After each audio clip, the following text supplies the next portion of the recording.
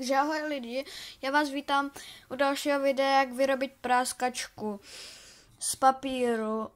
Takovou věcičku, která dělá prostě rámus.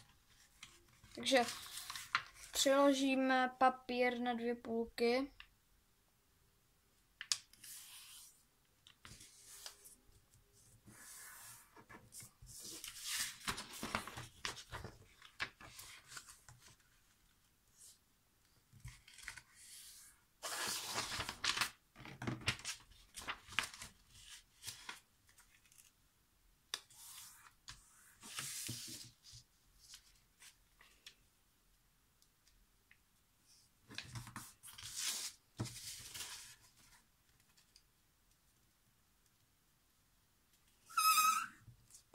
Tak to budeme mít nějak takto.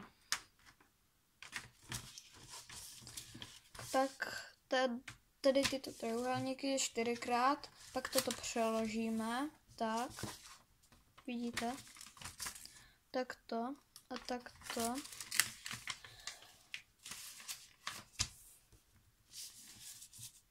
Pak přeložíme toto na půlky.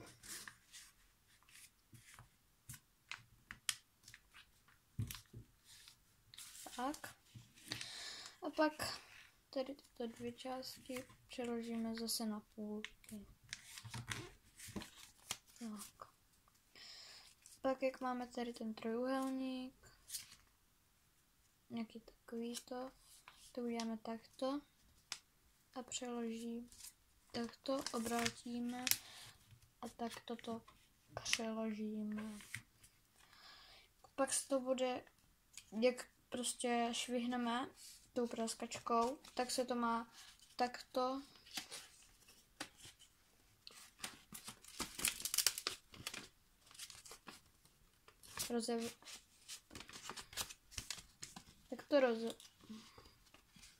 rozevřít.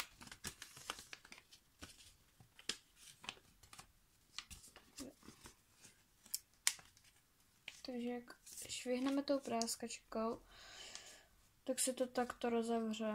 Takto.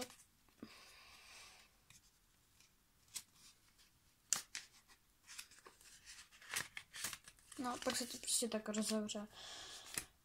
Takže teď to jdu ukázat.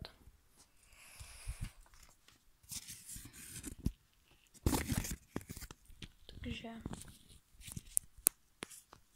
máte tu práskačku, tady toto, to chytnete tady tak, takto a takto švihnete. A vám to udělá takovýto a pak to vypadá takto. A někdy to podle toho švihu, jako to uděláte velkou, čím větší rána, tím